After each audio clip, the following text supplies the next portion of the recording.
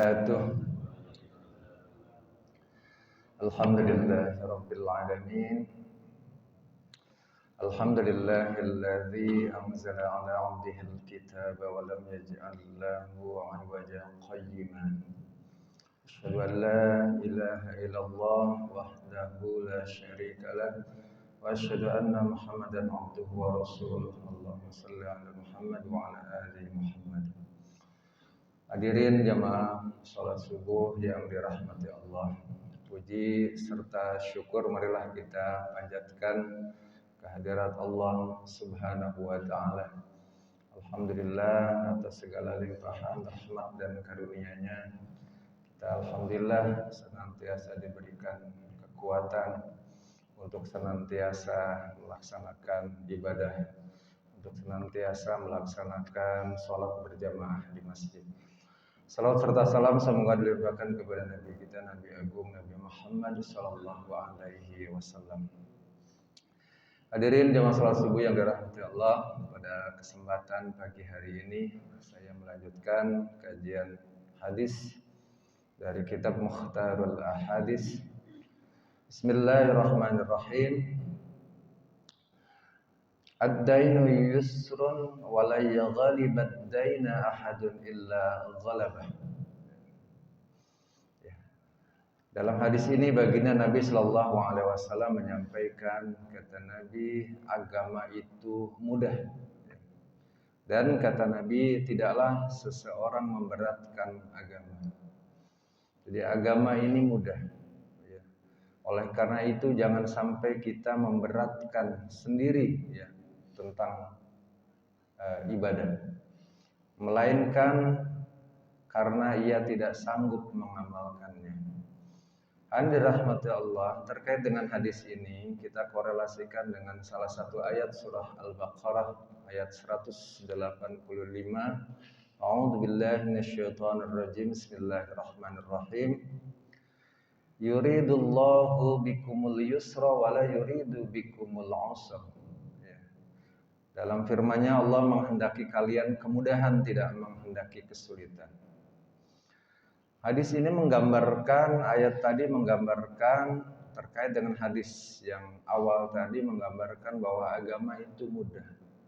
Manakala kita melakukan ibadah, manakala kita mendapatkan hal-hal yang sulit, dalam keadaan darurat, dalam keadaan terpaksa, Allah memberikan rukhsah atau kemudahan, memberikan kemudahan dalam berbagai ibadah. Ada sebuah buku, ini dikarang oleh Jalaluddin As-Sayuti, bukunya berjudul Asy-Syahbah wan Nadhir. Ini membahas tentang rukhsah, keringanan-keringanan dalam beribadah. Ini salah satunya ada terkait dengan hadis ini, juga terkait dengan sebuah hadis yang diriwayatkan oleh Imam Bukhari dan Imam Muslim. Nabi mengatakan, inna dina yusrun wa la yushaddad dina illa ghalabah. Kata Nabi, fasaddidu wa qaribu wa abshiru wasta'inu bil ghadawatir war rawhati wa syai'in minad duljah. Jadi kata Nabi yang diriwayatkan oleh Imam Bukhari dalam hadisnya, sesungguhnya agama itu mudah. Jadi tidaklah seseorang itu berlebih-lebihan mempersulit dalam agamanya, kecuali akan terkalahkan atau tidak dapat melaksanakannya dengan sempurna. Oleh karena itu kata Nabi, berlakulah lurus, tidak melampaui batas dalam beribadah, dan bergembiralah karena Allah akan memberikan pahala, serta memohon pertolongan kepada Allah dengan ibadah, baik di waktu pagi kata Nabi dan di waktu petang. Dalam hal ini Imam Syuyuti, atau nama lengkapnya Jalaluddin As-Syuyuti, dalam sebuah buku atau Asy-Syahbah wan Nadhir, ini buku ini fenomenal karena dalam buku ini Imam Syuyuti itu meletakkan kaidah-kaidah fikih, termasuk implementasinya, cara pelaksanaannya seperti apa. Nah, salah satunya Imam Syuyuti atau Jalaluddin Asyuyuti itu menggambarkan jadi rukhsah dalam keseharian itu seperti apa, melaksanakannya gimana. Ya. Ini buku ini atau kitab ini biasanya dipelajari di pondok atau di perguruan tinggi ya, yang jurusannya agama Islam biasanya ya akan mendapatkan ya buku Asy-Syahbah wan Nadhir. Jadi kaidah-kaidah fikih dan cara mengimplementasikannya, melaksanakannya gimana rukhsah itu. Menurut Imam Syuyuti minimal ada 7 rukhsah keringanan. Yang pertama dalam perjalanan, istilahnya dalam safar. Dalam perjalanan yang rumahnya di Jogja, Pak De mana Pak De? Pak De udah ada. Wah, Pak De rumahnya di Jogja. Kita pulang ke Jogja itu boleh rukhsah. Ada rukhsah keringanan. Kalau Pak Qasim dekat rumahnya Ciamis. Masih di Ciamis, Pak. Tapi istrinya di sini jadi rumahnya dekat. Jadi jangan sampai pulang ke kampung halamannya di Bambu Apus. Pak Qasim rumahnya dekat ya. Jadi jangan safar nih. Orang safar dalam perjalanan itu mendapatkan rukhsah keringanan ketika dalam sholat. Boleh ada jamak, boleh ada qasar. Sering ditanyakan, berapa sih jaraknya orang yang mengqasar sholat? Bolehkah Pak Soleh pulang kampung, rumah Pak Soleh kampungnya di Tanah Abang? Bolehkah kalau pulang ke Tanah Abang itu sholatnya diqasar? Zuhur jadi 2 rakaat. Ya.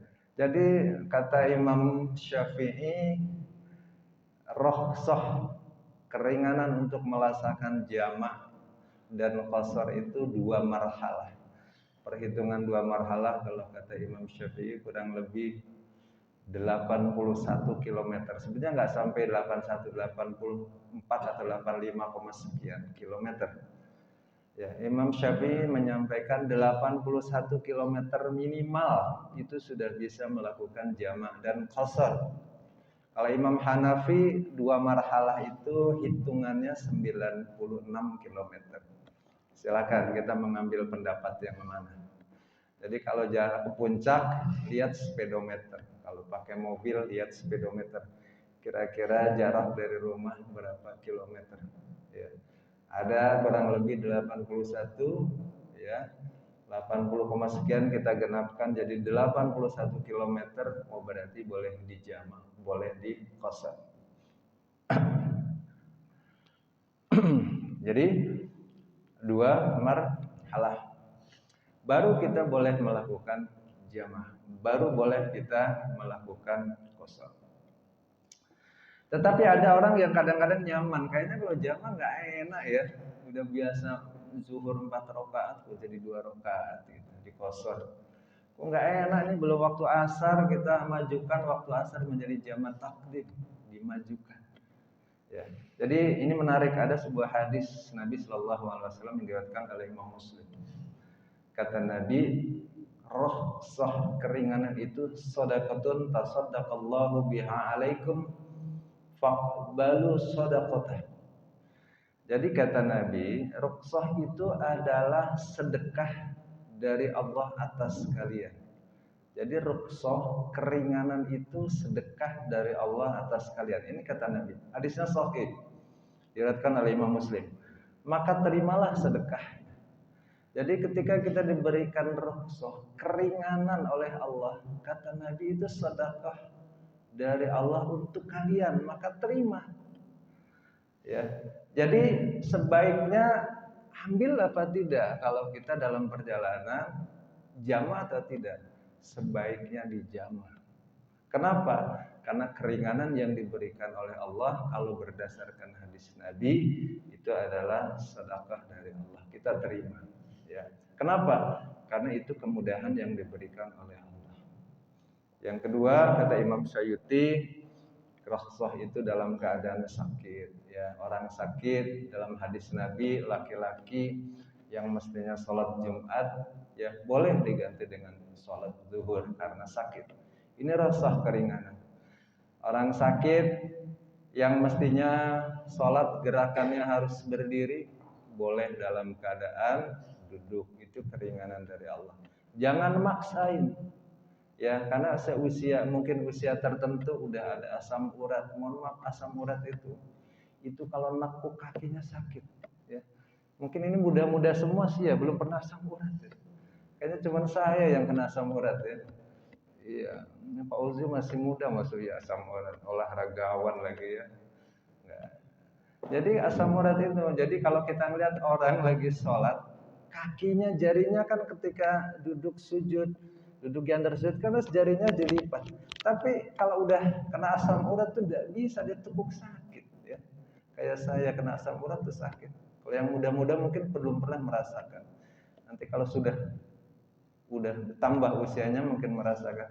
Itu keringanan dari Allah, mungkin bisa jadi kita tidak menyempurnakan gerakan sholat karena ketika kita sakit mendapatkan rukhsah ya, keringanan. Yang ketiga kata Imam Suyuti itu dalam keadaan ikrah, dalam keadaan terpaksa. Jadi dalam keadaan terpaksa darurat orang boleh atau mendapatkan keringanan. Ya, misalkan dalam keadaan ya orang yang misalkan di dalam hutan tersesat. Ya, sering kita mendengar ada orang mendaki gunung, ya, tersesat di gunung, kehabisan bekal. Ini biasanya anak-anak muda ya, seperti bapak-bapak yang masih muda yang suka naik gunung. Ya, Pak Qasim tuh sering camping ya, sering ke gunung gitu. Tapi jangan kita doakan tersesat. Suatu ketika tersesat di gunung, terpaksa kehabisan bekal, itu darurat, makanan-makanan yang dilarang oleh Allah, daripada nanti terpaksa dalam keadaan kelaparan dan kalau tidak makan bisa menjadikan meninggal, ya, maka kedaruratan itu ya Allah memberikan rukhsah, keringanan. Hal-hal yang bisa jadi makanan yang dilarang boleh dimakan, itu dalam keadaan terpaksa, darurat, ya, karena tidak ada makanan lain. Yang berikutnya kata Imam Syuuti dalam keadaan isyan, lupa. Orang lupa dapat terpaksa ya. Jadi ada seringkali terjadi di anak-anak muda. Kalau malam Piala Dunia ya, nonton bola sampai malam. Ya. Kalau saya nonton bola pakai kopi jadi nggak ngantuk. Tapi paginya bisa kebablasan tidurnya ya. Seringkali gara-gara malamnya begadang, paginya ketiduran, bangun-bangun sudah matahari muncul. Ya, atau bisa jadi kelupaan itu bisa jadi memang lupa. Oh, lagi puasa, tiba-tiba makan. Rukhsah, keringanan itu boleh kita lanjutkan dengan berpuasa karena lupa. Ya, kadang-kadang itu seringkali di bulan puasa kita lagi nggak sengaja ada minum, kita minum. Ya, lupa kalau kita lagi puasa. Atau mungkin dalam hal-hal yang lain kita kelupaan. Misalkan ada orang menyembelih, kalau di kampung sering menyembelih ayam, lupa nggak baca basmalah, lupa. Padahal menyembelih binatang harus mengucapkan kalimat Allah, menyembelih tanpa bismillah, haram itu dimakan. Tapi karena lupa, begitu ingat ucapkan bismillahirrahmanirrahim. Ya, yang berikutnya jahil atau ketidaktahuan. Jadi orang tidak tahu, ya Allah mendapatkan memberikan rukhsah.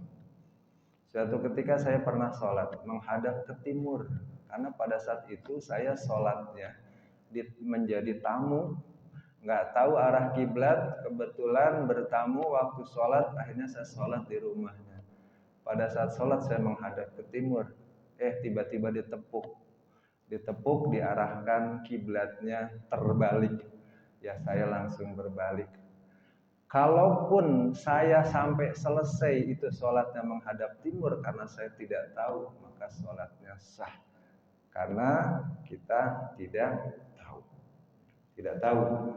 Jadi jangan disalah, aduh diulang lagi nih sholatnya. Tidak perlu, karena kita tidak tahu. Kalau kita terpaksa makan daging yang haram karena kita tidak tahu bahwa itu daging yang haram, ya udah kemakan ya, namanya tidak tahu. Berikutnya adalah yang keenam, kata Imam Suyuti, al-usra wa balwa, dalam kondisi sulit, dalam kondisi musibah. Ya, dalam kondisi musibah ini juga Allah memberikan rukhsah. Sholat berjamaah pada saat zamannya pandemi, ya beberapa kali kita nggak melaksanakan sholat Jumat misalkan, karena dalam keadaan musibah, ya. Atau di tempat-tempat tertentu ada yang banjir nggak surut-surut, akhirnya laki-laki tidak melaksanakan sholat Jumat. Itu rukhsah. Yang berikutnya dalam keadaan naqs, kekurangan. Orang yang dalam keadaan kekurangan, terutama secara fisik, secara ekonomi, Allah memberikan rukhsah tidak melaksanakan ibadah tertentu. Misalkan karena kekurangan fisik, ya memang sejak lahir ada fisik yang kurang salah satu anggota tubuhnya. Ada orang dari lahir, ya ada anggota tangannya yang tidak ada, nggak bisa tuh takbiratul ihram karena tidak mempunyai salah satu anggota tubuh. Allah memberikan rukhsah. Ataupun kekurangan ekonomi. Makanya ibadah haji kalau yang tidak mampu secara fisik, ya udah sepuh, tidak mampu secara ekonomi, maka wajib bagi yang mampu. Itu rukhsah untuk yang memang ada kekurangan. Hadirin rahmati Allah, terkait dengan rukhsah sebetulnya bahasannya banyak ya. Belum kita lihat dari sisi jenisnya, belum kita lihat dari sisi bentuk-bentuknya. Tapi karena waktunya sangat singkat, ya terlalu lama nanti pules pada ya dengerin nanti yang di depan pada pules ya. Baik, jamaah sekalian, demikian yang dapat saya sampaikan. Mudah-mudahan ada manfaatnya dan kita berdoa semuanya mudah-mudahan kita senantiasa oleh Allah senantiasa diberikan kekuatan untuk senantiasa beribadah kepada Allah Subhanahu wa taala. Dan kita memohon kepada Allah semoga keluarga kita dijadikan keluarga yang berkah, diberikan jadi anak-anak kita menjadi anak-anak yang berkah, ya. Kita juga diberikan oleh Allah rezeki yang berkah dan mudah-mudahan kita semuanya oleh Allah diberikan kemudahan dalam beribadah kepada Allah Subhanahu wa taala. Wallahu a'lam bishawab. Mari kita akhiri pertemuan pada pagi hari ini dengan membaca doa kafaratul majlis. Alhamdulillahirabbil alamin. Bismillahirrahmanirrahim. Subhanakallahumma wa bihamdika asyhadu an la ilaha illa anta astaghfiruka wa atubu ilaik. Billahi taufiq wal hidayah. Wassalamualaikum warahmatullahi wabarakatuh.